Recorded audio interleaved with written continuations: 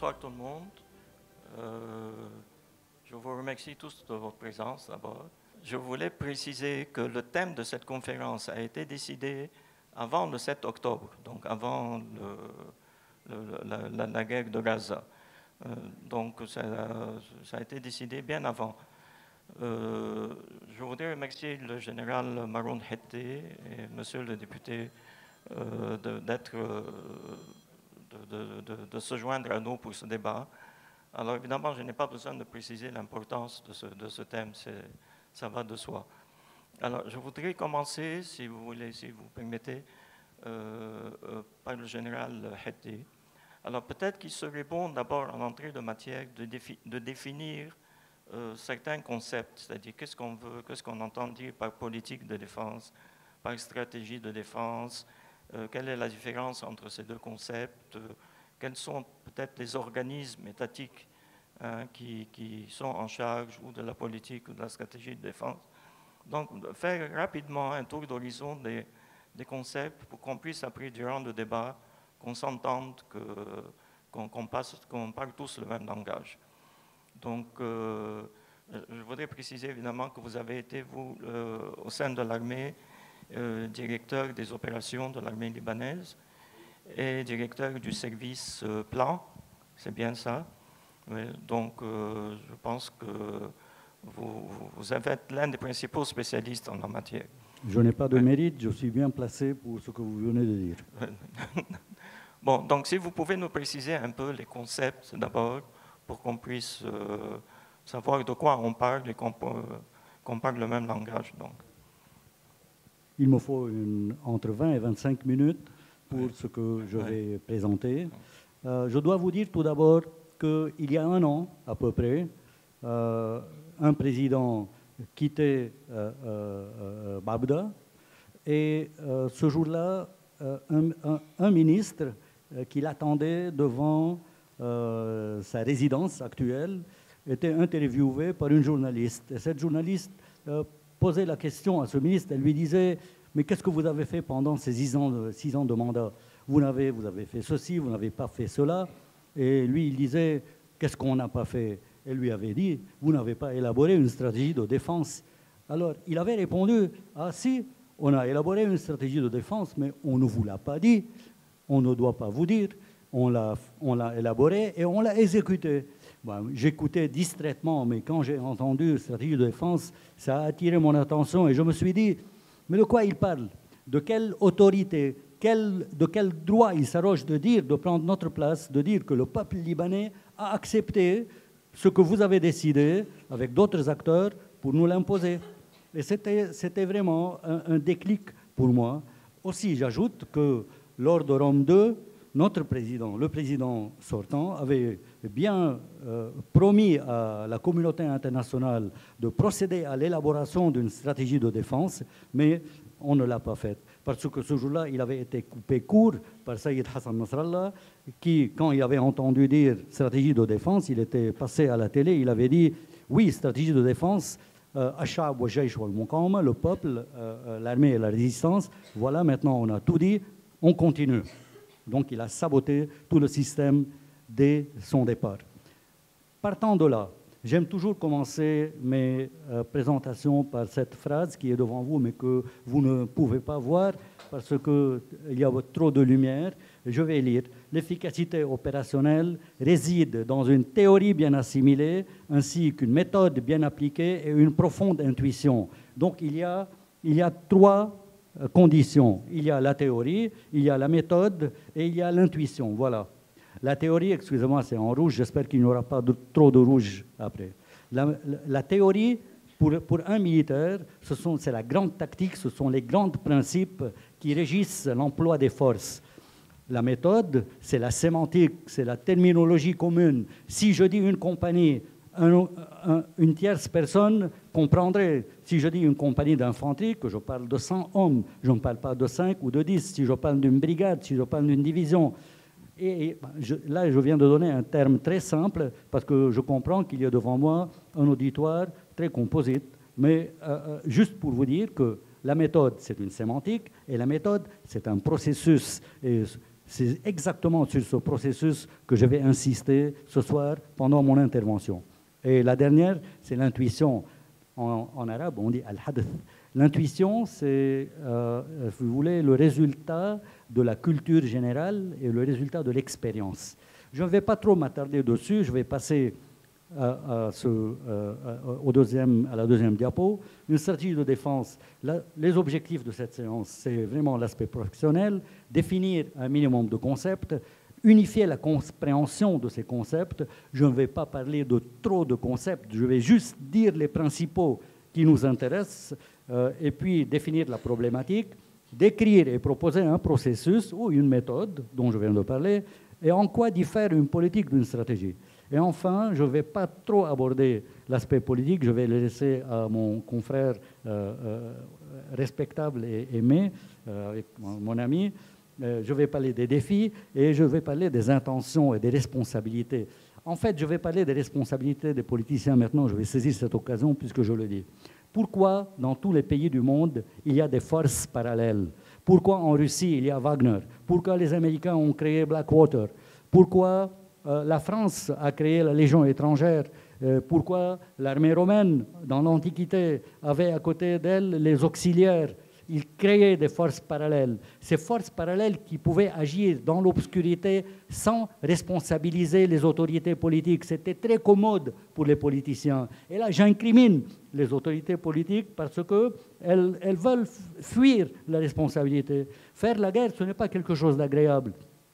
Donner des ordres, donner des directives pour que les armées aillent tuer, aillent verser le sang, ce n'est pas quelque chose d'agréable. Et en général, les autorités politiques, elles essaient de se soustraire à cela. C'est pourquoi, quelquefois, c'est très commode d'avoir à côté de soi autre chose qu'une armée régulière dont les agissements de laquelle on serait responsable en tant que politicien. C'est très commode d'avoir une petite armée auxiliaire.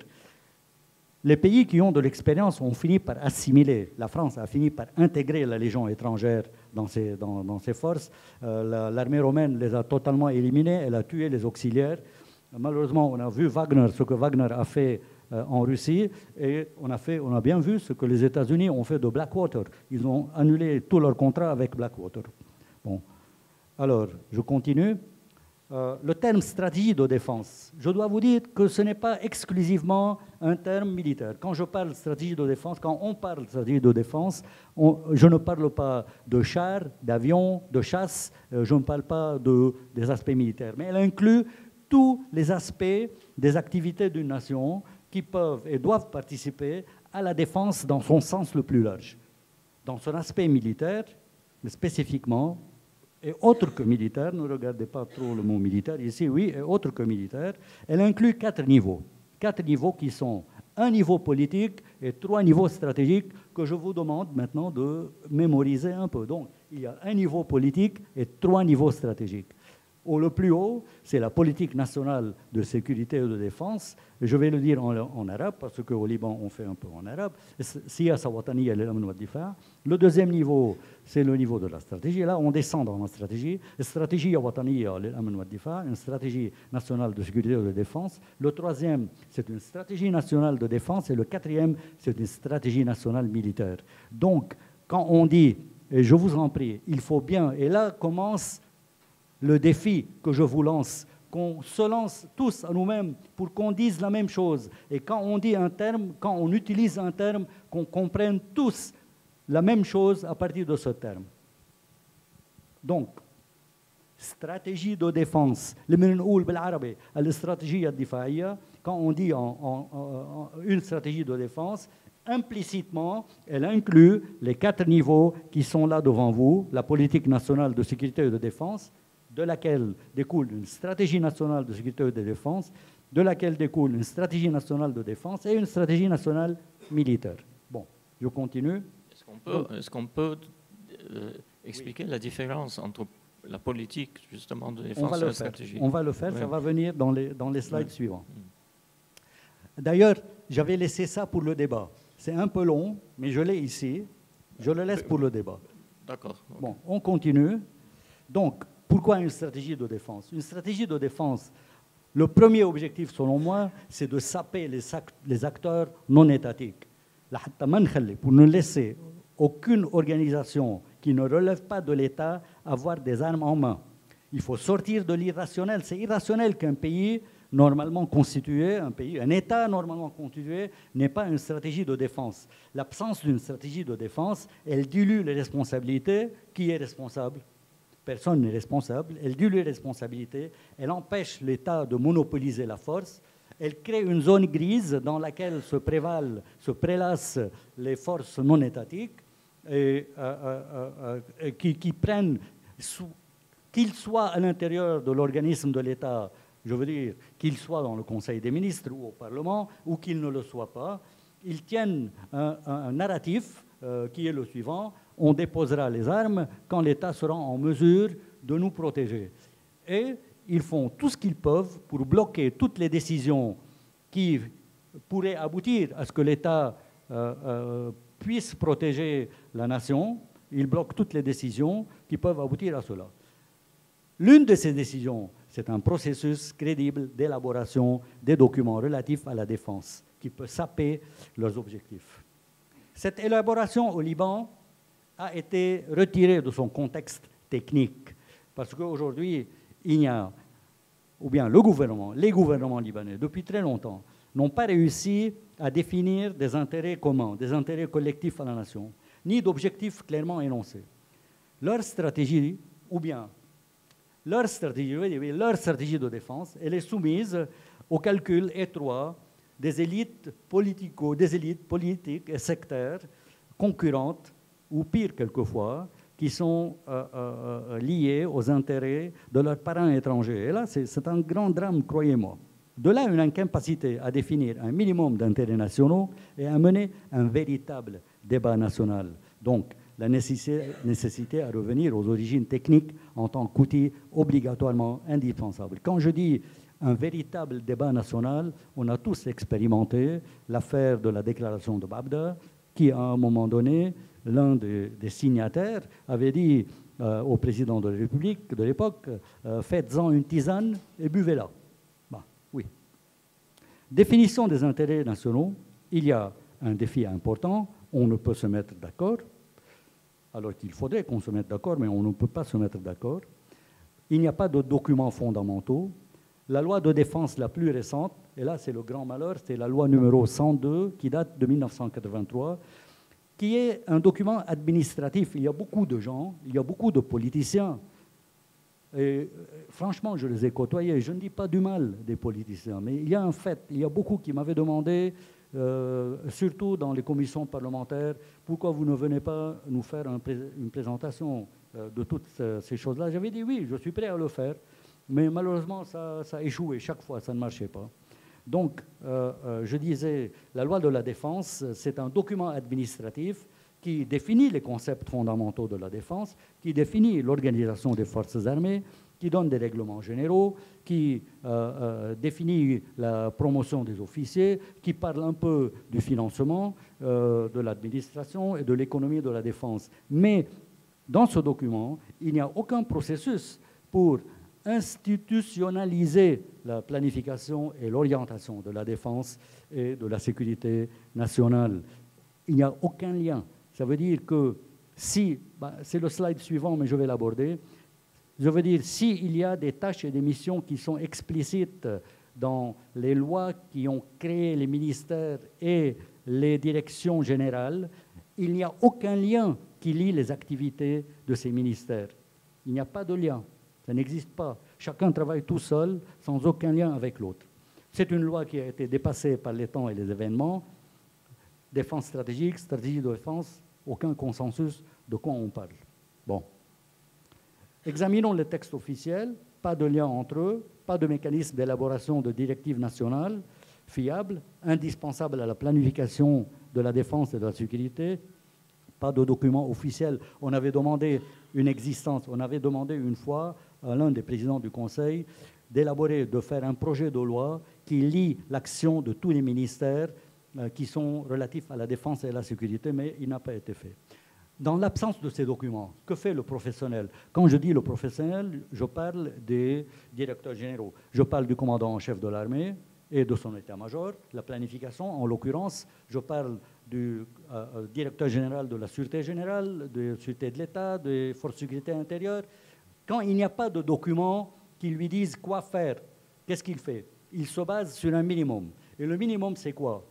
Au Liban, on n'a que 2 documents officiels qui sortent chaque année. Le premier, pas chaque année, mais qui sortent, je ne sais pas, je veux dire, périodiquement quand il y a de grands changements. C'est le serment constitutionnel du président et c'est la déclaration, comment dirais-je, ministérielle pour le vote de confiance au Parlement.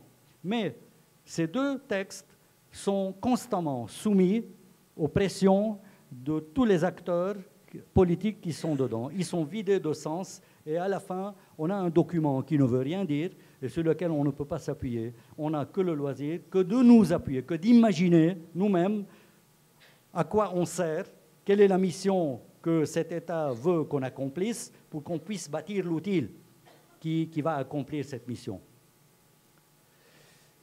Donc, un processus crédible d'élaboration doit être fondé à 4 niveaux, liant la politique à la stratégie. Et je vais maintenant, voilà, très vite, description d'un processus d'élaboration des documents. Qui fait quoi?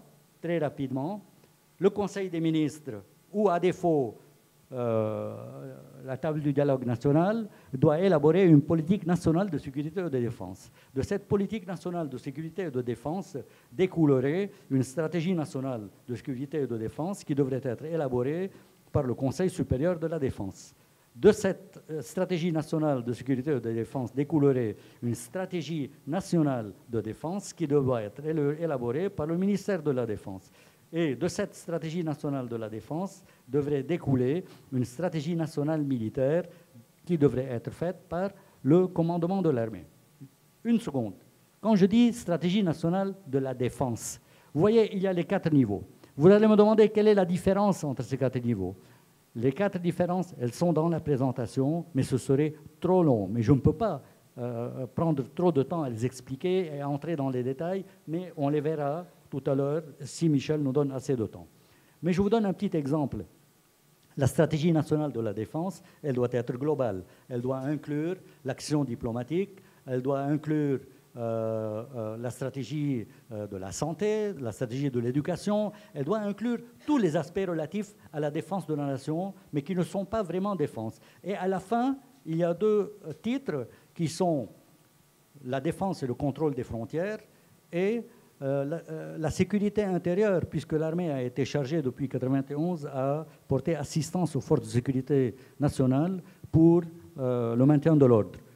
Donc, ces 2 derniers titres vont être pris par la stratégie nationale militaire, par l'armée, qui va construire un modèle pour exécuter ses missions. Pour exécuter ce modèle, très rapidement, elle doit définir quelles sont les missions stratégiques, al-maham stratégia, les missions stratégiques que l'armée doit exécuter. On était parvenu en 2013 à définir 4 missions stratégiques. Bien que les 3 niveaux en haut n'existaient pas, les 4 missions stratégiques étaient les suivantes. La première, c'est la collecte des informations et l'analyse des informations. C'est la première mission stratégique. La deuxième mission stratégique, c'est la défense et le contrôle des frontières, comme il se doit.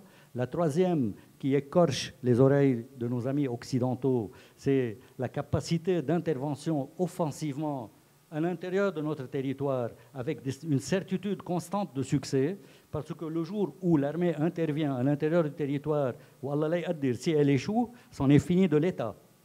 La troisième, donc, je dis, la capacité d'intervention offensivement à l'intérieur de nos frontières avec une certitude constante de succès. Et la quatrième, c'est la dissuasion. La dissuasion, c'est quoi la dissuasion? Qui part du soldat individuel, qui est équipé par son peuple. Hein. Ce n'est pas l'armée, ce n'est pas, je ne sais pas, un corps qui vient d'une planète extérieure. C'est le sous-produit de la société libanaise. C'est un échantillon de la société libanaise qui porte en elle toutes les forces et toutes les faiblesses de cette société. Donc, la dissuasion, elle part de la posture du soldat individuel, bien équipé, bien entraîné, qui impose le respect pas la crainte qui impose le respect, je dis bien, jusqu'à la possession des forces armées libanaises d'un équipement de pointe, d'un matériel moderne, interopérable avec les armées frères et les armées amies, qui montre que cette armée n'est pas une blague. On n'est pas en train de dépenser de l'argent n'importe comment. Parce que comme le politicien, comme l'économiste et le financier ont le souci d'économiser l'argent de la nation, mais nous les militaires, on a ce même souci. On fait partie de cette nation. Parallèlement, donc, une seconde. Pour conclure, oui. Pour conclure pour le moment. Je suis sur ma lancée. Donc, je disais, stratégie nationale de la défense, je vais passer à côté de la sécurité, sans aborder les autres. Basse la sécurité, seulement la sécurité. Donc, stratégie nationale de sécurité intérieure, ministère de l'Intérieur, de laquelle découlerait une stratégie nationale des forces des FSI, faite par Ahmad Othman, Hafez al-Ratab, Habib Albna, une stratégie nationale de la sûreté générale qui doit être élaborée par la Direction générale de la sûreté générale, etc., pour la défense civile et pour la sûreté de l'État. Avec la sûreté de l'État, on ne le voit pas. Il y a là un petit lien qui part d'ici et qui va jusque-là parce que, heureusement au Liban, les lois, elles sont tellement ambiguës qu'elles mettent, par exemple, un corps, un organisme concret. Ils le mettent sous la direction de X, mais qui est supervisé par Y et qui s'installe physiquement chez Z et qui est relevable dans ses travaux à M. A. Alors cet homme-là, il ne sait plus où donner de la tête, il ne sait plus quel est son chef. Et là, c'est l'un des titres qui doivent être discutés dans une stratégie nationale de sécurité et de défense dans le Conseil supérieur de la défense, qui est dans le slide qu'on verra plus tard, si vous me donnez le temps. Bon, je continue. Non, je voudrais donner la parole à M. Pierre Bourassa. Non, mais on va revenir à tout ça tout à l'heure. Mais je voudrais donner la parole à M. Bourassa et poser une question précise à caractère politique. Est-ce qu'on peut parler de stratégie de défense en présence, le général Hette a soulevé un peu le problème, mais je voudrais qu'on rentre un peu plus dans les détails, en présence de milices non étatiques et surtout lorsque les déclarations ministérielles font état du fameux triptyque peuple, résistance, armée. Dans ce cas, le général Hette a répondu, a fait allusion un peu à ça, mais je voudrais politiquement voir est-ce que vous pensez qu'on peut, en faisant preuve de pragmatisme et de réalisme, adopter une stratégie de défense avec un triptyque tel que approuvé par les déclarations ministérielles. Merci Michel. Si je réponds à ta question, je m'en vais tout de suite après. Parce que c'est tout ce que je voulais dire. C'est arriver à la réponse, mon général, cher Michel, l'auditoire. En fait, j'aborde le sujet avec beaucoup d'intérêt, avec une certaine gravité quand même, parce qu'il en va de l'immunité de toute une nation. Une stratégie de défense assure, pas elle toute seule, c'est un élément majeur pour assurer l'immunité d'une nation. Je vais commencer par le mot énigme, qui nous a placés d'une manière, permettez-moi de le dire, un peu sournoise. Parce que l'énigme, c'est une ambiguïté volontaire, faite par celui qui pose la question pour compliquer la vie à celui qui répond. Merci Michel, je ne m'attendais pas moins que ça de toi. Et pourtant, je crois sincèrement, s'il n'y avait pas ce mot énigme, on ne serait pas là. Il est central, en fait, pour aborder le sujet par l'angle que tu as voulu, et je t'en remercie. L'énigme, c'est un mystère. Et je crois, dans tout ce que nous allons dire, on va parler plus de mystification, de duperie, que de mystère. La stratégie, c'est un mot qui m'impressionne, en général. Et je sais, moi, par la définition, enfin, je ne parle pas par nostalgie du passé, je parle maintenant en tant que député. La stratégie est d'abord un objectif fixé par le pouvoir politique, planifié et exécuté par les forces de l'ordre, la force armée, etc., pour des raisons de vaincre militairement et réussir à tourner tout cela en intérêt politique pour la nation. Sinon, on ne parle pas de stratégie. Alors, on va parler de stratégie, mais permets-moi encore une fois de retoucher ton introduction, stratégie avec S. Alors, énigme, stratégie, défense. La défense est un mot très ambigu, très ambigu. militairement et dans tous les sens du terme. Je reviens à un concept très rapidement. La meilleure défense, c'est l'attaque. Alors on parle défense, on parle attaque. La défense, c'est préserver les intérêts et la souveraineté, et on va revenir là-dessus. Par le moyen qui convient. Comme j'ai dit, l'armée, le pouvoir politique désigne l'ennemi, il met des moyens aux mains de l'armée, et c'est l'armée qui met ses plans pour l'exécuter. C'est elle qui verra. Si elle défend dans le sens classique, si elle attaque, etc., c'est à l'armée de le décider. On a eu une tentative, en fait, parce qu'on sait tous de quoi on parle, et je vais être plus que clair, pour une fois. N'est-ce pas? Je vais parler de la tentative de la stratégie de défense en 2006. En 2006. Parce qu'elle résume beaucoup de choses. On a parlé d'énigmes, je vais parler en 2 mots, et je sais que mon général est mélomane. Je vais parler de variation énigma. C'est Édouard Alga, fin 19e siècle, qui a fait une œuvre symphonique qui s'appelle Variation énigma. Une œuvre symphonique nécessite des musiciens qui ont accordé leur violon, une partition et un chef d'orchestre.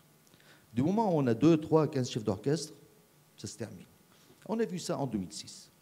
Tout le monde, dont les forces libanaises, ont présenté des plans de stratégie de défense, etc. Et ça s'est soldé par quoi? Une guerre qui a déchiré le pays par décision unilatérale. Qui a subi les conséquences? Pas celui qui a déchaîné la guerre, c'est tout le monde, tout le peuple libanais qui a subi les conséquences. Alors, ça peut être tout sauf stratégie de défense. Je vais revenir à ton cher et notre cher triptyque, Jaysh Sha'ab Muqawama.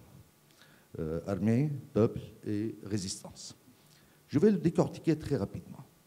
D'abord, il y a une mystification, encore une fois, il y a une tricherie en utilisant le mot Muqawama.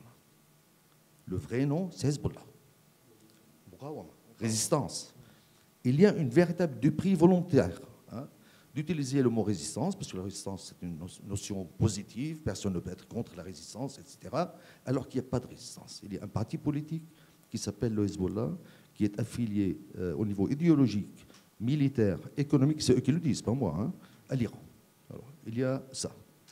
L'armée, je veux bien, notre armée, mais il est où l'État? Il y a le peuple. Il y a le peuple, c'est pas l'État. Oui. C'est pas l'État. Il manque quelque chose, ce triptyque est bancal. Bancal, parce qu'il y a 2 choses. Il y a 2 éléments qu'on doit associer. Et il y a 2 éléments qu'il faut dissocier. Armée et peuple, c'est une chose. L'armée est dirigée par un chef de l'armée qui est sous le contrôle, supervision du ministre de la Défense, qui lui-même a été désigné par le Premier ministre, qui a été nommé par les députés, qui sont élus par le peuple. D'accord? Peuple, armée, on ne peut pas les dissocier. Armée et résistance, armée et Hezbollah, on ne peut pas les associer. On ne peut pas associer l'armée à un groupe non-state actor, armed non-state actor. Un groupe non étatique armé, probablement le plus puissant au monde, probablement. On ne peut pas associer ça à l'armée. L'armée a sa légitimité d'ici. Lui, quelle est sa légitimité? Et comme ne me disent pas 13 députés, j'en ai 19. S'il y a 100 000 missiles, moi j'en ai 19, faites le calcul, j'en ai autant. Il est élu, et la seule chose qu'il peut faire, c'est voter, il ne vote pas d'ailleurs, légiférer, contrôler l'action du gouvernement. Mettez-le. Exactement pareil. Alors ça ne lui donne pas la légitimité du tout. Alors, comme j'ai dit, il y a 2 choses qu'il faut associer, 2 choses qu'il faut dissocier, une mystification qu'il faut clarifier. Il ne s'appelle pas la résistance, il s'appelle le Hezbollah. Et comme j'ai dit, le 4e élément, s'il y avait bonne foi, il n'y a sûrement pas de bonne foi, c'est l'État. Il est où l'État dans tout cela? Il est où le Parlement? Ça peut être l'armée. l'armée ne résume pas l'État. On s'en fait mal Kadhafi en Libye. Non, l'armée est une institution très importante. Déjà, tout l'État ne peut pas être la seule institution d'une société. Il y a l'institution économique, culturelle, etc. C'est l'institution mère, l'État. Mais il ne résume pas une société. Et dans toutes les sociétés où il n'y a que l'État, on les a vus, comment la dictature et l'oppression qui les suivent. Alors, pour rebondir là-dessus, ces 2 éléments, ces 2 entités antinomiques, il y en a une qui ne veut défendre que les intérêts du peuple libanais et qui a toute la légitimité. Il y a une autre, le Hezbollah, pas la résistance, qui est idéologiquement, militairement, politiquement lié à un autre pays, et on voit les résultats aujourd'hui. On ne va pas aller chercher très loin. Aujourd'hui, ces escarmouches, ou plus que des escarmouches, ces échanges de tirs entre le Hezbollah et Israël. Est-ce qu'on m'a demandé mon avis en tant que député? Moi, je représente le peuple libanais. Est-ce qu'on a demandé l'avis de l'armée? Pas armée, résistance et peuple. Il n'a pas demandé l'avis du peuple par ses représentants. Et il n'a sûrement pas demandé l'avis de l'armée, alors qu'il est très présent dans le Sud, après des décennies d'absence. Ça, cette mystification doit être pointée du doigt. Pourquoi elle n'est pas pointée du doigt? Tout ce que j'ai dit, c'est des évidences. Tout le monde le sait. Je ne peux rien inventer la politique. Il y a la peur, il y a la complaisance, il y a la lâcheté. Souvent, c'est un ensemble des trois. Une combinaison des trois. Oui. C'est la chose qui fait qu'il y a des traîtres, il y a des lâches, il y a complaisance pour avoir certains postes au sein de l'État, etc. Tout cela ne peut pas construire un pays. C'est impossible. On ne va pas revenir à l'État, au concept fondateur des États, enfin deux concepts, le contrat social d'une part et le monopole, ils sont très liés. En fait, dès le début, ils sont liés. Depuis Hobbes, depuis Hume, depuis Rousseau, ils sont génétiquement, politiquement liés. C'est le monopole de l'usage de la violence, et on a ajouté un mot que j'apprécie beaucoup, légitime, de l'État, légitime. Alors, du moment où tu as un partenaire dans cette décision, ton pays est exposé. Et on le voit aujourd'hui. Je vais revenir sur un mot, la défense. Je vais vraiment être bref. La défense, c'est, comme j'ai dit, l'immunité. Aujourd'hui, notre pays n'a pas d'immunité. D'accord? Un. De deux, quels sont, disons aujourd'hui, à Dieu ne plaise, la guerre se déchaîne au Liban et on revient en 2006. Cette fois-ci, il n'y a ni Shukran Qatar, ni Shukran qui que ce soit. Si la guerre se déchaîne, qui est responsable? De un. De deux, on n'a pas de Panadol dans nos maisons. La moitié des lits d'hôpitaux sont vides. Pourquoi? Parce que les gens sont en meilleure santé. Non, ils meurent à la maison. Ils n'ont plus les moyens d'essayer d'entrer dans l'hôpital. Dans ces conditions-là, tu veux déclencher une guerre, d'une autre part, sans demander l'avis de qui que ce soit, et tu n'en supportes pas, disons, la responsabilité. Mais où est-ce qu'on part? Il s'agit... Moi, je crois que le Liban est un pays très résistant et une culture très profonde. Peut-être qu'on a des doutes en ce moment, etc., nos jeunes partent, mais je suis persuadé qu'il y a une identité libanaise très profonde et ce pays, il a toute sa place dans la communauté de la nation, mais il est en danger. Aujourd'hui, le Liban est en réel danger et surtout dans l'irresponsabilité absolue. L'irresponsabilité absolue, c'est ce qui s'est passé en 86, c'est ce qui se passe maintenant. Je vais finir là-dessus. Après, on laisse les questions-réponses. On a une résolution des Nations Unies qui s'appelle 1701, et avant le 1559, etc. Résolution des Nations Unies, c'est une consolidation de l'immunité du pays en s'appuyant sur une résolution internationale parce qu'on ne défend pas un pays, comme on l'a dit, uniquement avec les armes. Tu le défends socialement, économiquement, par la créativité de ses enfants, par les armes et surtout, je ne sais pas surtout, dans cet arsenal, il y a la diplomatie et la politique. Alors on est en train de balayer tout ça d'un revers de main, alors que la FINUL est dans le sud, l'armée est dans le sud. Qu'est-ce qui empêche aujourd'hui de prendre une décision, comme on l'a dit aujourd'hui à l'Assemblée, de créer une sorte de buffer zone, minimum, zone tampon, dans le sud, où il y aura la FINUL et l'armée libanaise, pour éviter que ce baril de poudre explose. Je vais finir juste sur un mot. En 1914, en juin, il y a un complot, on tue l'archiduc Ferdinand et son épouse, la duchesse. On attrape les 7 qui ont fait l'attentat. On en exécute 2 et ça a coûté 10 millions de morts. La guerre peut échapper à tout le monde. La guerre est menée avec des plans, avec des objectifs, à froid, tout va bien. Elle est menée par la haine. Elle se termine dans l'épuisement total. Et la situation après la guerre est pire que la situation avant la guerre. Mais j'espère que le Hezbollah m'entende. Merci. Bon, merci, pas assez. Bon, je voudrais, pour engager un peu un débat dynamique, voir s'il y a des questions. D'abord, peut-être les questions vont compléter votre intervention générale ou l'intervention de M. Bourassi. Oui, oui, Yad, oui.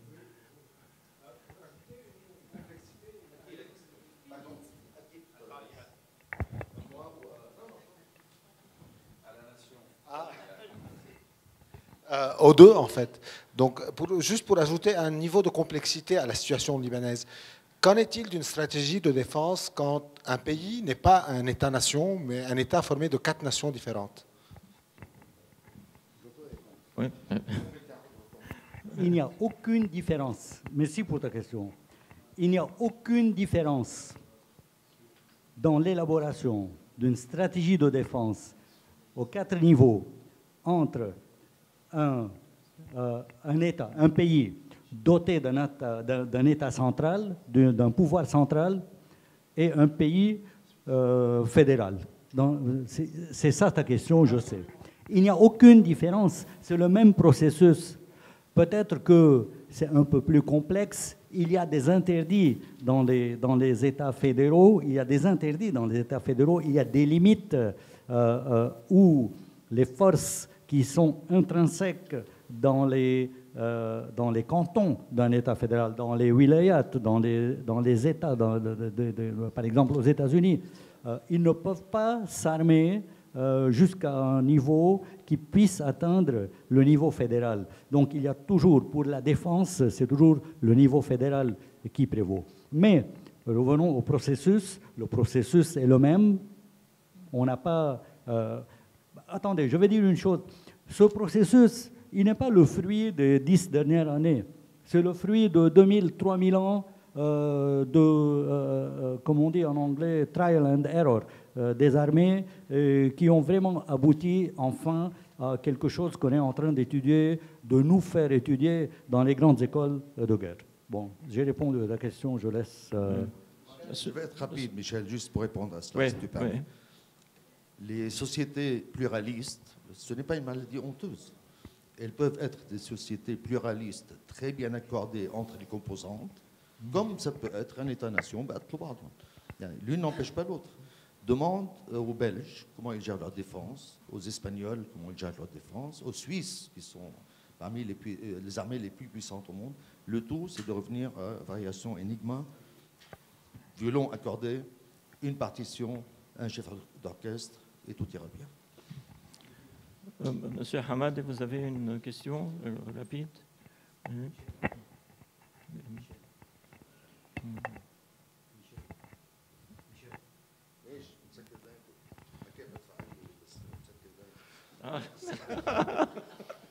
Je félicite le général et mon collègue Pierre de leur présentation. J'ai aimé la présentation militaire du général et la tienne qui est une approche beaucoup plus politique.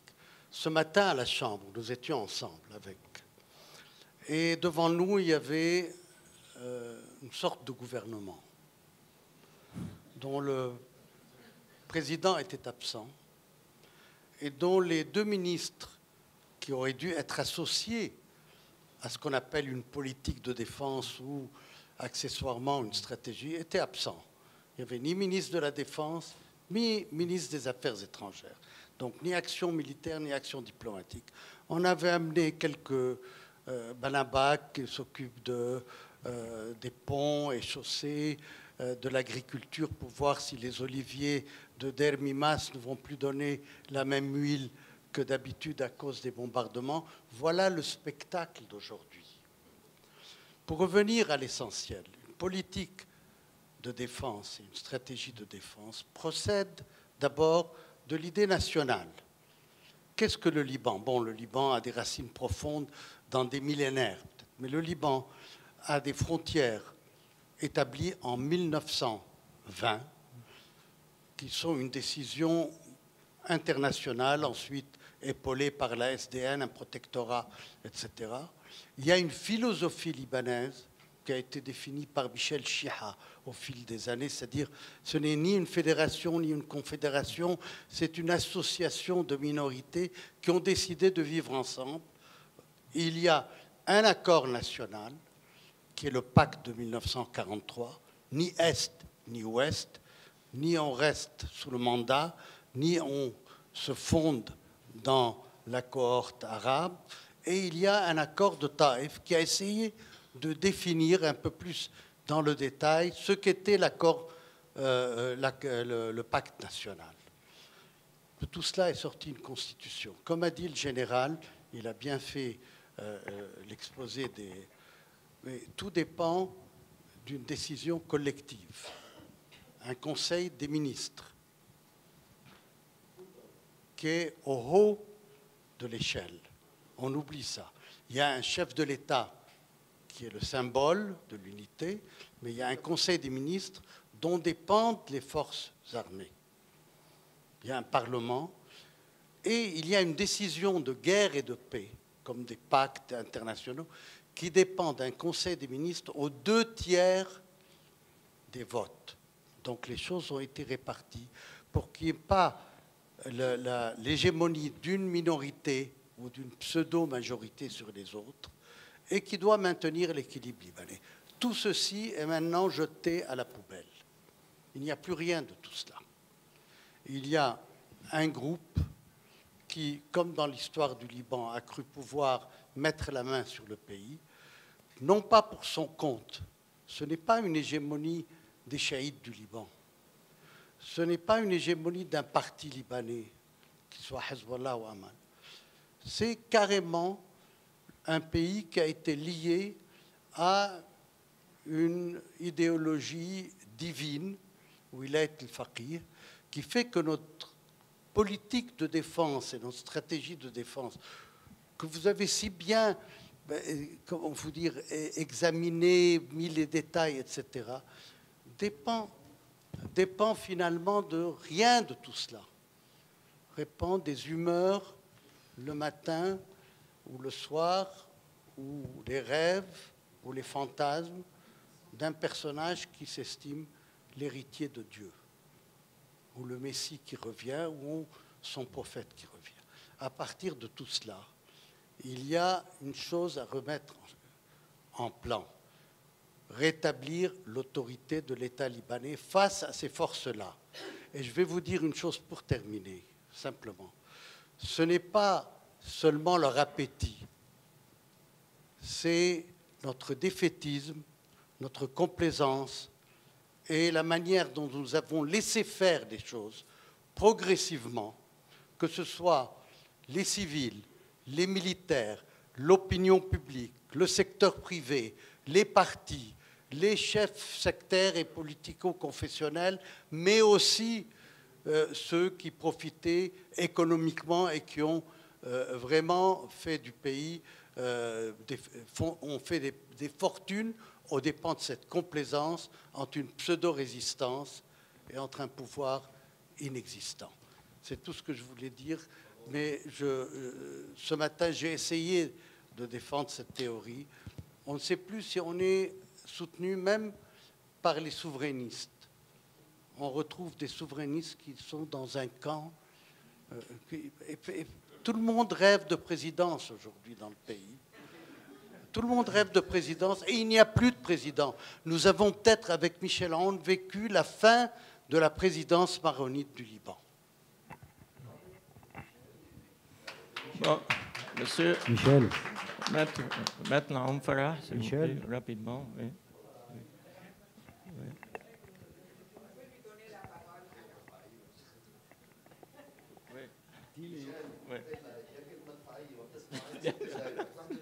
Mais il faut qu'on réponde en 2 minutes. 2 minutes, rapidement. Quelque chose. Ma première observation, c'est sur ce que mon ami Pierre vient de dire. J'ajoute les milices au Liban. Je ne parle pas des milices d'une façon péjorative. En 1975, j'ai fait partie d'une milice. Avant que je ne rejoigne l'armée, en 1978, j'étais dans une milice, sans trop entrer dans les détails. Les milices sont les victimes de l'effritement de l'État. Ce sont des victimes. Et l'État s'effrite quand l'État n'élabore pas de stratégie de défense, Monsieur Ahmedi. Quand l'État n'élabore pas une politique. Vous avez commencé, s'il vous plaît, est-ce qu'on peut éteindre 2 secondes pour voir ce qu'il y a sur ce tableau? Il y a quelque chose d'intéressant. 2 secondes, parce qu'ils sont en train de filmer, ils ont besoin de... D'accord. 2 minutes. 2 minutes. C'est important. Si on saute ça, mais comment on éteint ces lampes?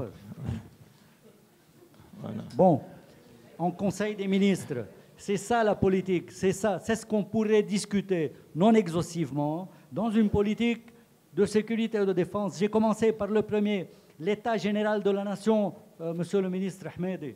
L'état général de la nation, selon la Constitution, définir les amis et les ennemis. Qui sont les ennemis qu'on combat, qui sont les ennemis qu'on ne combat pas, qui sont les amis avec lesquels on coopère, qui sont les amis avec lesquels on ne coopère pas. Ce n'est pas le soldat qui décide ça, mais c'est le Conseil des ministres, c'est le Parlement qui décide ça.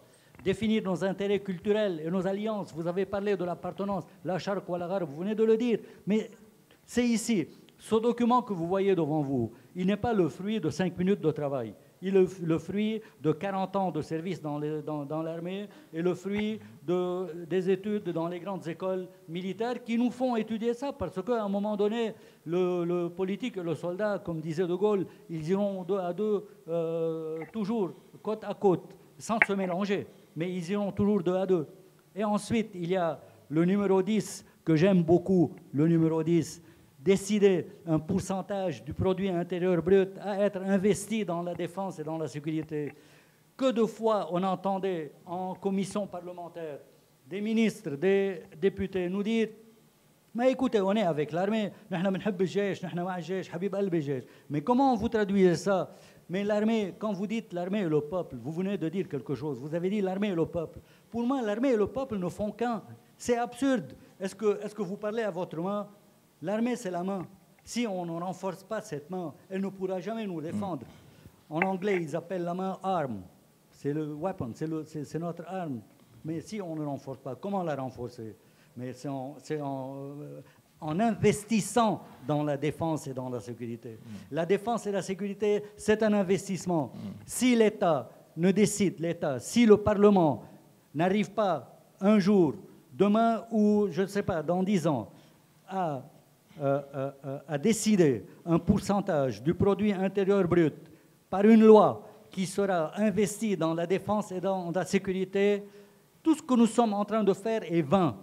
Tous les efforts que nous allons faire pour renforcer notre puissance, notre force de dissuasion, notre protection sera en vain.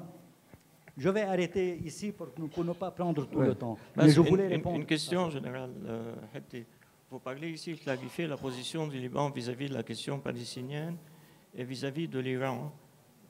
On oublie peut-être la Syrie. Bien sûr. On oublie peut-être la Syrie aussi. Bien sûr. Il y a un contentieux aussi avec la Syrie. Ce sont des choses à débattre. Ouais. Ce sont des choses à débattre au sein du Conseil des ministres. Tout à fait. Oui. Écoutez,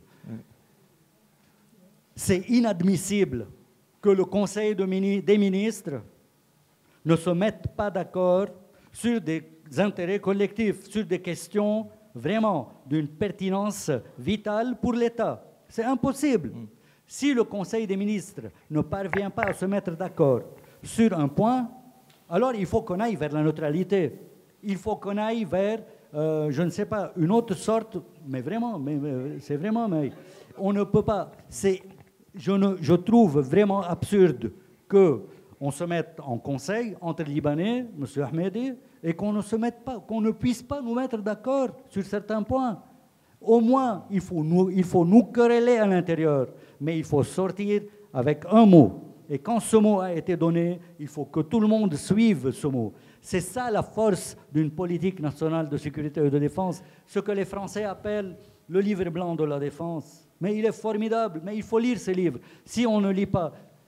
Écoutez, je n'invente pas. Moi, je suis en train de débiter ce qu'on m'a appris et ce qu'en bon élève, j'ai bien retenu parce que vraiment, c'est beau à absorber pour quelqu'un qui a la passion de la formation d'un État. Il faut connaître un État, mais quelle est l'alternative? L'alternative, c'est là où on est aujourd'hui. Je trouve aujourd'hui absurde que notre territoire national qu'il est en train d'être bombardé, que des villages comme Haït al-Shab, comme Al-Mashab, comme Yaroun, comme Shaba, comme Kfar Chouba, que je connais. J'étais directeur des opérations. Moi, j'ai le frisson quand je vois des villages libanais qui sont en train d'être bombardés et que l'armée nationale ne fait rien. Vous voulez que m'aoulez? Et que c'est une milice, et que ce sont des voyous, des Palestiniens d'organisations terroristes qui sont en train de faire le travail que nous sommes supposés faire. Que nous sommes, moi en tant que soldat de première réserve, moi je m'attendais à ce qu'on me rappelle, on appelle les réservistes, ce qu'Israël vient de faire, on rappelle les réservistes, combien on a dans l'armée? 70 000 aujourd'hui, ben, on peut gonfler jusqu'à 150 000. Mais qu'est-ce que c'est? Mais vraiment, là on est vraiment dans le comble de l'absurde, je suis d'accord avec vous, mais et on ne s'incrimine pas, mais il faut qu'on commence par dire les choses comme elles sont. On n'a pas peur, ni de la mort, ni d'Israël, ni de quelqu'un.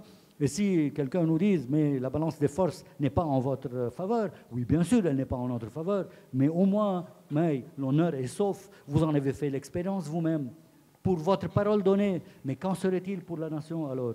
Bon, je voulais dire ça parce que vraiment, ça nous touche. C'est quelque chose qui va au fond de notre être. Merci. Est-ce que je pourrais donner la parole au docteur Fatfa, parce qu'il doit quitter, donc si vous permettez. Je peux lui donner la parole. Quand le peuple s'exprime, les représentants du peuple doivent l'écouter.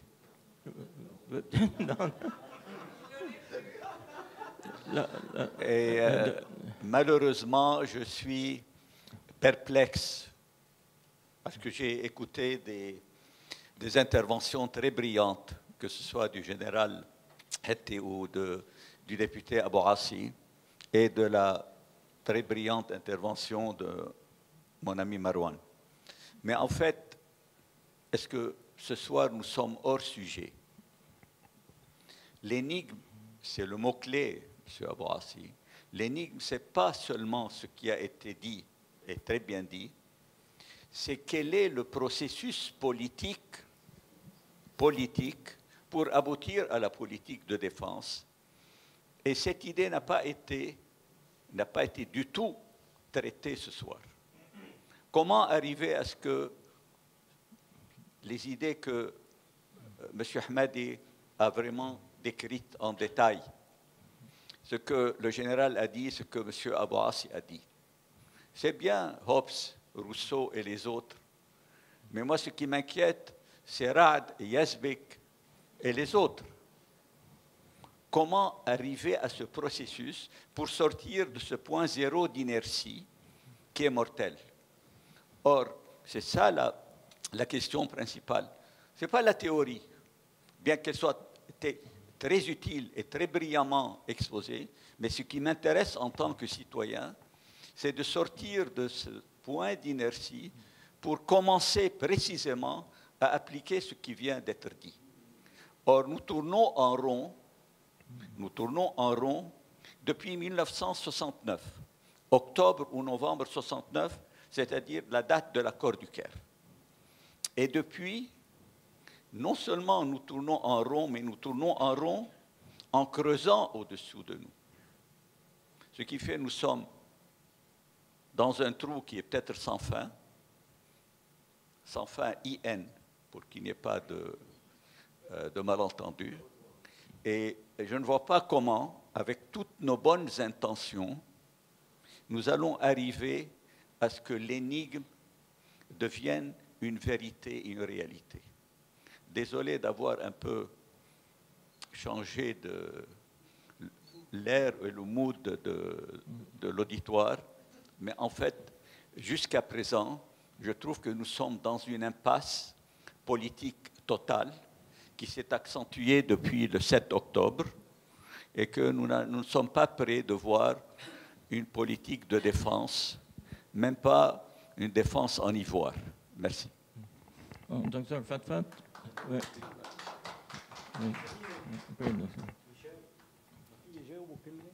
Docteur Fatfa بدوي يمشي بس.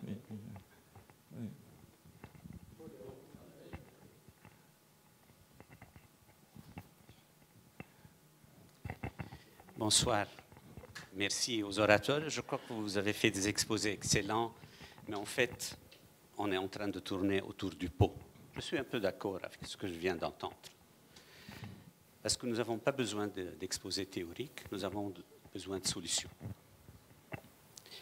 C'est vrai qu'en 2006, nous avons commencé à discuter la stratégie de défense et j'ai eu l'honneur de participer à ces réunions du comité national de dialogue, soi-disant à ce moment-là. Et il y avait des exposés intéressants qui ont été présentés par certains partis politiques. Et on est arrivé à certains accords même. Et le président Berry est sorti du Parlement, je crois, en fin mars ou de fin avril, en déclarant, voilà, le premier accord, c'est désarmer les milices palestiniennes en dehors des camps et organiser les milices palestiniennes dans les camps. Voilà, il y avait déjà un accord. Et on devait continuer le dialogue après juin. Le 28 juin, M. Nasrallah nous dit, voilà, vous avez un été qui va être calme. Je vous promets, texto, j'étais présent, je vous promets que vous allez avoir un été très calme. Nous allons peut-être faire quelque chose au niveau de Sheba, mais sans traverser la ligne bleue. La question est une stratégie de défense pour défendre quoi? Pour défendre l'État libanais. Est-ce que l'État libanais existe en tant qu'État indépendant? C'est la grande question maintenant. Est-ce que l'État libanais existe en tant qu'État indépendant? D'abord, il y a cette question de Hezbollah et de résistance. Le Hezbollah ne se définit pas comme une résistance. Il ne se définit même pas comme une résistance libanaise islamique. Il se définit comme la résistance islamique au Liban. C'est déjà un grand point important de voir quel est l'esprit de domination qui existe dans ces tentatives, qu'on le veuille ou non. Nous sommes incapables d'élire un président sans que le Hezbollah soit d'accord. Nous sommes incapables de choisir un premier ministre sans l'accord de M. Hassan Nasrallah, le guide suprême de l'État libanais. Nous sommes incapables de prendre une décision au Parlement ou une décision essentielle, je ne parle pas de certains tarifs ou n'importe quoi, mais une décision essentielle politique sans l'accord de Hassan Nasrallah, qui, lui, se définit comme le représentant de Wilayat al-Faqih, donc comme le représentant de l'Iran au Liban. Excusez-moi, mais nous sommes un pays occupé. Qu'on le veuille ou non, il faut accepter cette idée. Et dans un pays occupé, on a deux choix, et uniquement deux choix, qui ont été représentés par la France pendant la Deuxième Guerre mondiale. Soit le choix de Pétain, que beaucoup de monde fait au Liban, parce que c'est plus sûr, plus intéressant, on gagne plus, on peut attendre, ou bien le choix de De Gaulle de mener une certaine résistance. Bien sûr, je n'appelle pas une résistance armée à la guerre civile au Liban, mais je crois que c'est une résistance politique, et la résistance politique commence par la définition même de la situation dans laquelle on se trouve. On se trouve dans une situation de pays occupé.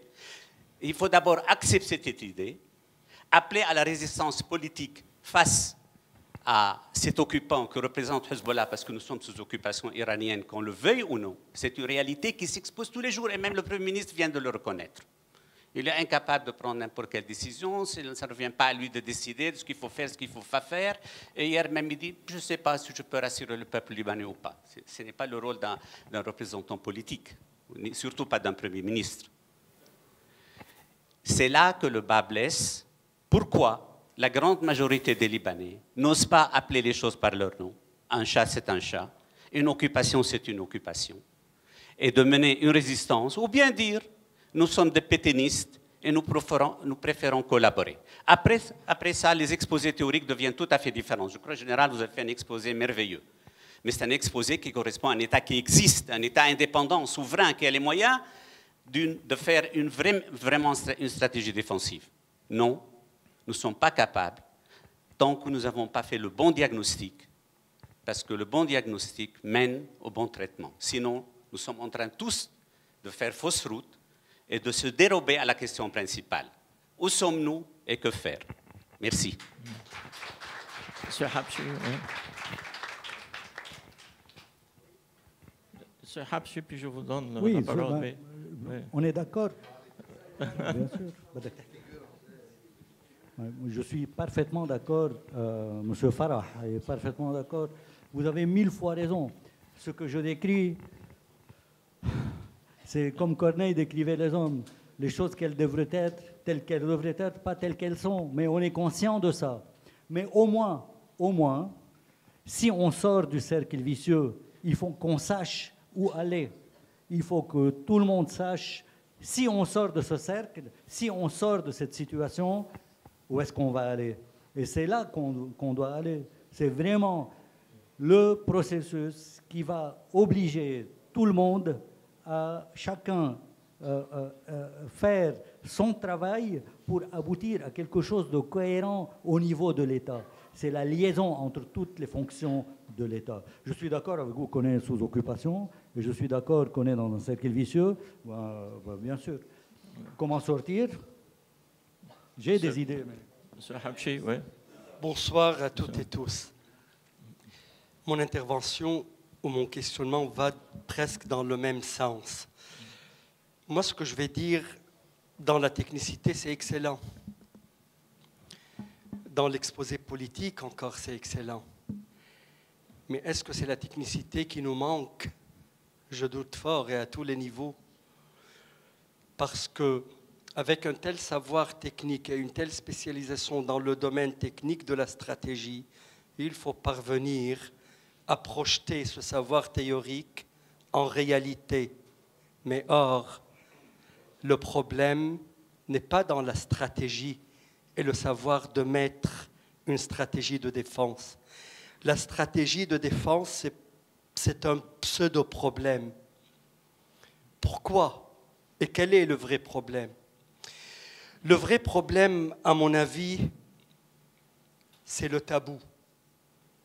C'est la loi du silence. Effectivement, le terme stratégie de défense, si on l'analyse depuis le début jusqu'à maintenant, c'est comme si on l'utilise pour ne pas, ou pour garder le silence, ou pour contourner le tabou. De quel tabou je parle? D'évoquer l'existence d'un État et de sa souveraineté. La souveraineté de l'État suppose et la liberté et l'égalité des citoyens devant la loi pour pouvoir produire un pouvoir politique. Un pouvoir politique qui prend la relève au nom du peuple, moyennant les institutions politiques ou étatiques, pour définir une vision d'un peuple, traduit par la suite techniquement par ce qu'on appelle stratégie de défense ou autre. Donc, pendant 2 années au Liban, le tabou était là, prédominant, omniprésent. On doit dire, on doit l'avouer, une majorité était prise par le syndrome de Stockholm. Et on a continué à contourner le tabou pour ne pas parler de la réalité telle qu'elle est. Au niveau de la psychologie individuelle, la loi du silence est mortelle. Même dans les approches psycho-organiques, la maladie se transmet d'une génération en génération, la maladie psychique, si on n'arrive pas à la communiquer ou à faire une thérapie psychanalytique. La thérapie psychanalytique au Liban avait un prix très cher parce que dans le positionnement, on a continué à contourner le tabou et à ne pas faire face. On a maintenu la loi du silence qui est au niveau de la psychologie de masse encore mortelle.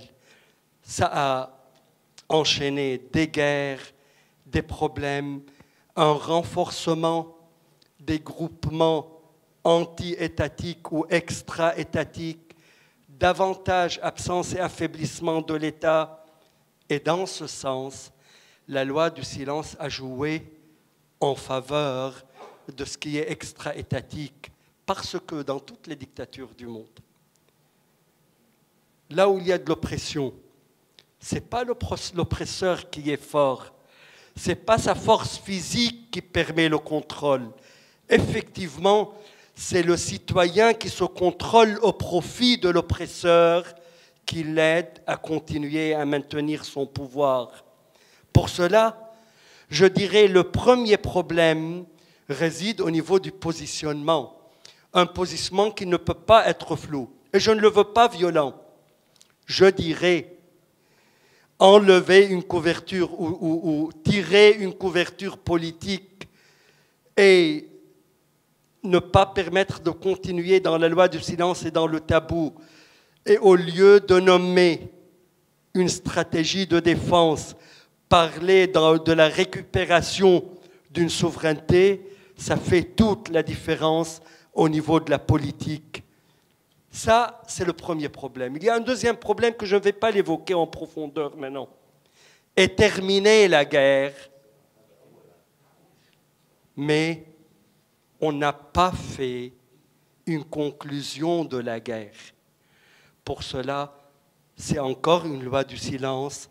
On s'enchaîne d'une guerre à l'autre sans jamais pouvoir tirer conclusion. La guerre libanaise, on a supposé qu'elle a fait clôture, on a fait clôture à la guerre libanaise, mais on n'a pas fait conclusion, on n'a pas fait purification de la mémoire collective. Peut-être on a besoin de se mettre ensemble et de voir qu'est-ce qui nous fait peur l'un de l'autre. Évoquer la peur, c'est encore dépasser le tabou et briser le silence. Peut-être il faut se poser la question et dire, nous sommes une société riche culturellement, elle est plurielle. Comment gérer cette richesse pour pouvoir se mettre d'accord? Parce que pour mettre en place une stratégie de défense, comme le général vient de dire, il faut vraiment dire, avoir une même conception de ce qu'est une nation, de ce qu'est un État, de ce qu'est la souveraineté. Imagine-vous, Michel, imagine-toi, excuse-moi, imagine-toi qu'aujourd'hui, tout le monde parle de la corruption au sein du Parlement, jusqu'au point que je vais me taire. Celui que je suppose qui a sapé l'État libanais, il parle de la corruption, il le définit comme je le fais moi-même. Donc, on est à pied d'égalité. Pareil pour la souveraineté. Tout le monde parle de la souveraineté. Incroyable, il y a un accord aussi absolu sur la définition du terme souveraineté. Mais pourquoi on n'arrive pas à l'appliquer, à la pratiquer? Donc, je dirais, il faut se positionner politiquement. Et cela est demandé des mini-sociétés, cela est demandé de toutes les institutions, de tous les partis politiques, parce que là, c'est une responsabilité. Le no man's land, dans le traitement de la question du Liban, ne mène nulle part, parce que le gris n'a permis qu'au noir de gagner sur la possibilité de l'ouverture à la vie. Et désolé d'avoir exposé autant. Oui. J'ai encore deux questions, M. Sabbara et M. Shahate. M. Abouan, si vous vouliez commenter. Je vais être très bref. Et puis je reviendrai à vos deux questions. Pour une fois que je respecte le cadre d'une intervention, on me le reproche. Tu nous as conviés à parler de l'énigme de la stratégie de défense, on parle de cela. Quelqu'un a évoqué, peut-être Dr Fatfa, que le Premier ministre Najib Mikati a commis une très grave erreur. Pour moi, non, ça frôle le crime, pas une très grave erreur. Tu ne peux pas, en tant que Premier ministre d'un pays, en l'occurrence le mien, le Liban, dire « je n'y suis pour rien hein, ». Je n'ai ni de décision de paix, ni de guerre, etc. Mais qu'est-ce que tu fais là? En plus, tu dois respecter ta constitution où l'article 65, alinéa 5, précise que les décisions de guerre et de paix se prennent en Conseil de ministres à majorité des 2/3. Ben sinon, ça ne marche pas. Les Iraniens, en fait, sont convaincus que le plus tu marches sur leur tapis, le plus ça prend de valeur, ben ça ne marche pas avec les constitutions. Il faut arrêter de piétiner notre constitution. Merci. Général, vous voulez ajouter quelque chose rapidement avant de repasser aux questions? Non, moi, je voudrais seulement, en 2 minutes, pour clore mon intervention, je reviens toujours sur la nécessité de suivre un processus. Le processus, s'il est suivi, bien sûr, au fond, je sous-entends que les intentions sont bonnes. Si les intentions sont mauvaises, Les meilleurs règlements du monde ne vaudront jamais rien. Mais il faut que les intentions soient bonnes.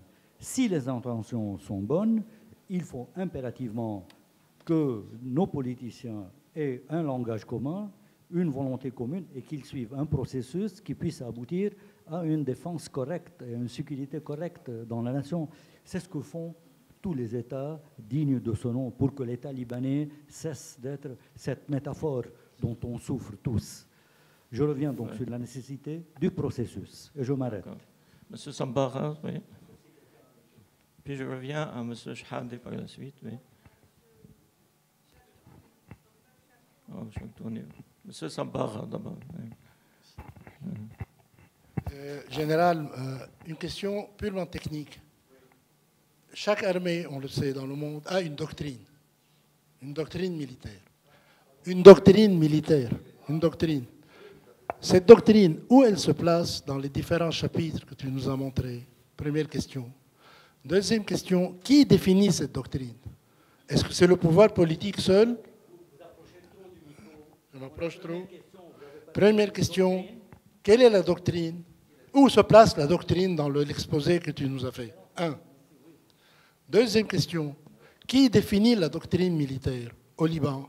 Est-ce que c'est seulement le pouvoir politique, seulement le pouvoir de l'armée, ou les deux ensemble? Merci.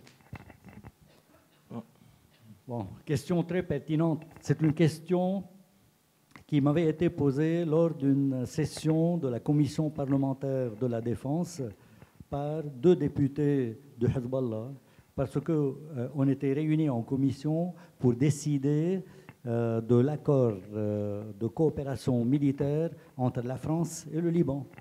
On renouvelait le traité de coopération militaire. C'est un traité hyper important, vraiment auquel l'armée libanaise tient pour plusieurs raisons. Dans ce document, qui était écrit à l'origine en français et qui avait été traduit en arabe, dans le texte français, il était écrit que les deux armées, l'armée libanaise, les forces armées libanaises et les armées françaises, reverront leur doctrine en fonction des armements acquis, en fonction des capacités à acquérir, etc. Qui avait été traduit en libanais, en arabe, qui avait été traduit en aqida. Alors, on nous avait cassé les oreilles au temps de l'occupation syrienne par al-aqida qitaliya. On nous cassait les pieds et je vois mon ami, mon collègue et mon frère d'armes, Khalil, qui sourit parce qu'il sait de quoi je parle. Al-shaqiqa Souria wal-adou al-israéli, c'était ça l'aqida. Ben, en professionnel, on riait, on se moquait des officiers qui prétendaient être des professionnels et qui ne savaient pas de quoi ils parlaient. Alors que la doctrine, c'est dans la sémantique française, c'est la doctrine d'emploi des forces, ce que j'appellerais en libanais ou en arabe, aqidat istikhdam al-quwa. Ça veut dire comment j'utiliserai en combat d'armes combinées l'infanterie, les chars, l'appui-feu de terre, l'appui-feu de l'aviation, le génie, les moyens dont dispose le chef. C'est ça la doctrine. La doctrine, si quelqu'un pourrait avoir la bonté d'éteindre un peu les projecteurs, je vous montrerai en 2 secondes. Où est-ce qu'elle est? Amoul Marouf. Elle est là. Bon, pas encore.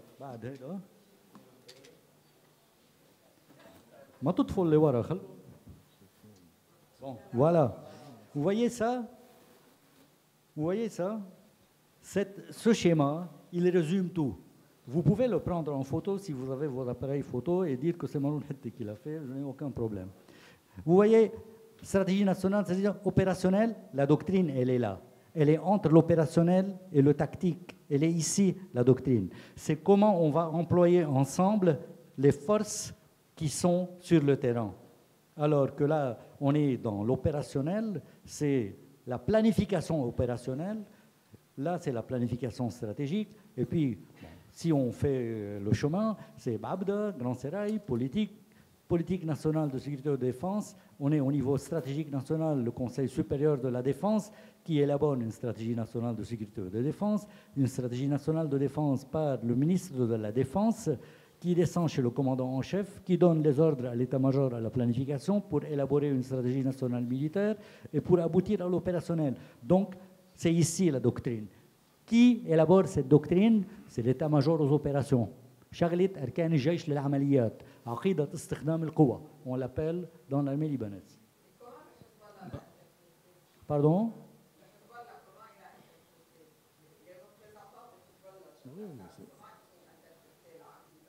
Ah oui, ils ont interprété al-Shaqiqa Souria ou al-Adou l'Israéli. Ils m'avaient posé la question, ils m'ont dit c'est quoi, vous voulez revoir باللبناني اذا بدكم اذا بيسمح لي نحكي شوي باللبناني قالوا لي شو انتم بدكم تراجعوا العقيده تبعنا يعني العقيده تبعنا فسرت لهم انه العقيده اللي عم بحكي عنها هي عقيده استخدام القوى c'est la doctrine d'emploi des forces qui n'a rien à voir avec ce que vous avez en tête et j'avais ajouté quelques mots de mon petit sac comme quoi la surenchère vous la gardez pour vous, personne ne vient faire de la surenchère avec nous quand il s'agit des intérêts de la nation, j'avais dit ça. J'ai encore deux questions, Dr Chaktouni, oui, rapidement. Merci. Parce qu'il y a une autre question aussi de M. Chahadeh aussi. Oui, oui d'accord. Oui. Bon, merci beaucoup pour les deux exposés qui sont intéressants. Je vais commencer par une anecdote. Il y a 6 ans, je me suis réuni avec un haut commis de l'État français et qui m'avait posé la question sur la visite du général Aoun lorsqu'il avait été élu et tous les honneurs qu'il avait reçus de la part de l'État français ce jour-là. Il m'a dit, qu'est-ce que les Libanais pensent de cette visite d'État que nous avions organisée pour le général Aoun? Je lui ai dit, je ne peux pas vous répondre parce que je suis absent du pays depuis plus de 8 mois, mais je peux vous répondre personnellement. Il m'a dit, alors là, dites-moi, je lui ai dit, vous aviez donné de la dignité à un État qui n'en a pas. C'est ça. C'est à partir de là qu'il faudrait soulever la problématique.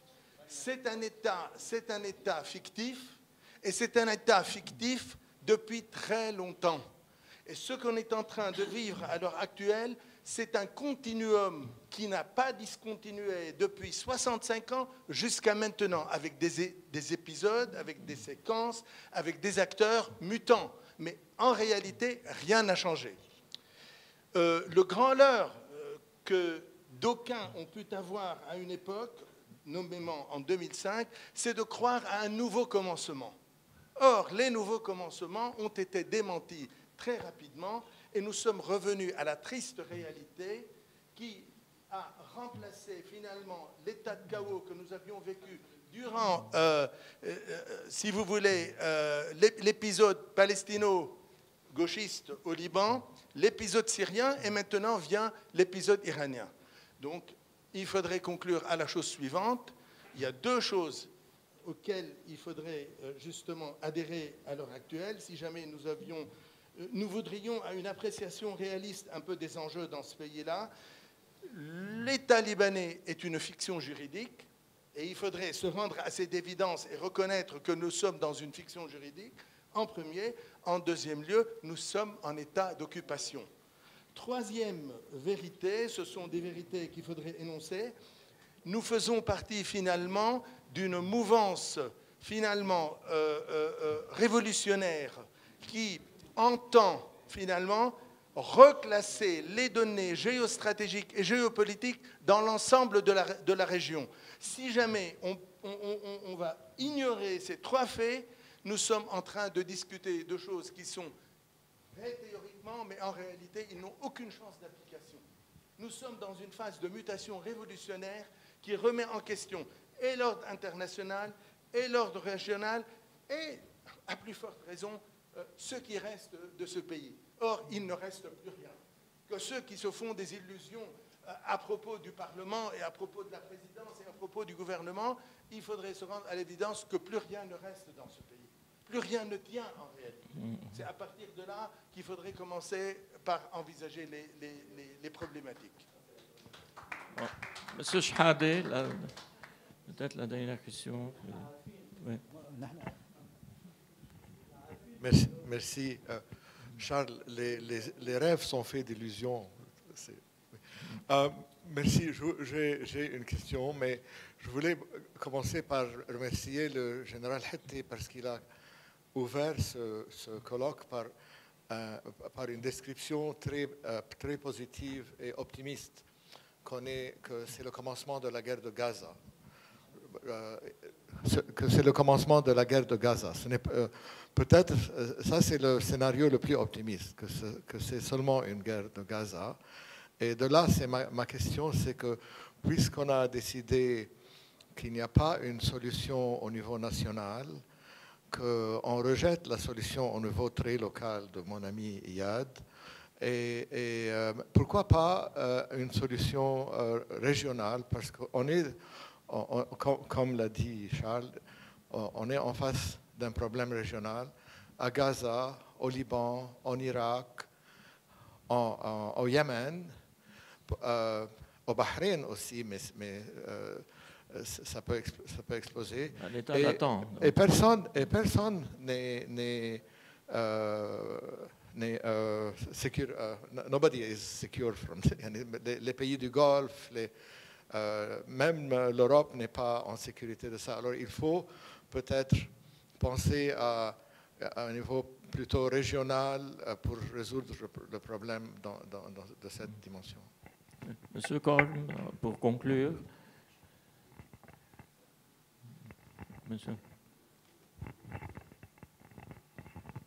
Monsieur Korn, ici. Oui.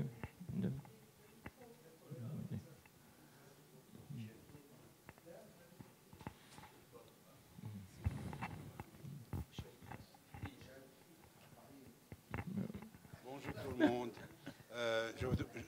Je suis un simple citoyen libanais insignifiant, mais je vais donner mon avis. Si nous étions un pays normal,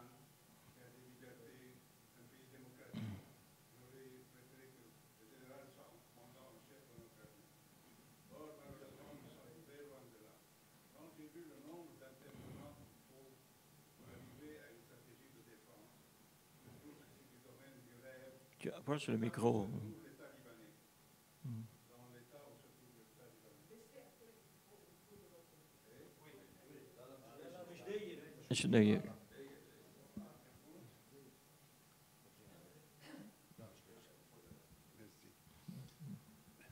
Je trouve que l'exposé que le général nous a fait, je voudrais le remercier et le féliciter.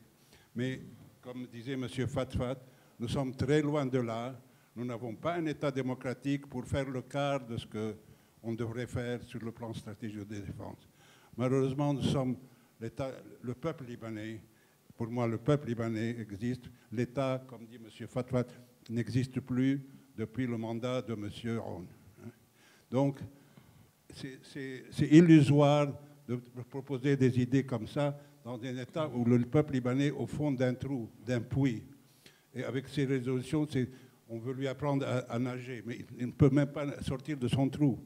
À mon avis, ces résolutions que vous avez présentées sont excellentes, mais ne s'appliquent nullement au Liban d'aujourd'hui. Moi, ça fait depuis la guerre de 1975 que malheureusement tout le monde appelle guerre civile. Je suis le seul à ne pas l'accepter, parce que la guerre de 1975 n'était pas une guerre civile, c'était une guerre palestino-libanaise. Et principalement palestino-chrétienne libanaise. Donc, guerre civile. Or, aujourd'hui, nous sommes bien pire que dans une guerre civile. Nous sommes dans un pays où il y a des traîtres qui ont vendu le pays à l'étranger. Toutes ces mesures sont du rêve. Nous les appliquerons le jour où nous aurons un État. Je milite, M. Dahdar, pour la neutralité du Liban. Qu'est-ce qu'on en a fait?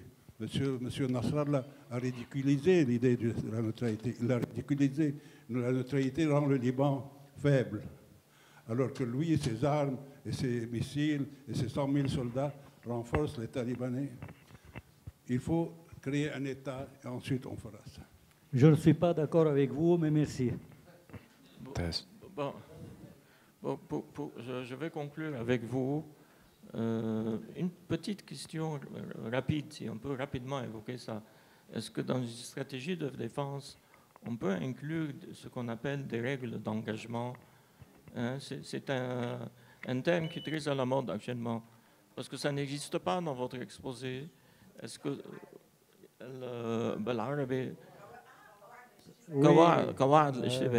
c'est une aberration. Oui. Je peux répondre? Oui, rapidement. Oui. Bon. Les rules of engagement, les قواعد الاشتباك, à l'origine, ce sont des lois qui ont été élaborées au plus haut niveau des Nations Unies et qui sont... il y a 4 titres qui sont vraiment importants à citer. Il y a plusieurs titres, mais il y a 4 qui sont... C'est quand on détermine la juste cause pour laquelle on va faire la guerre.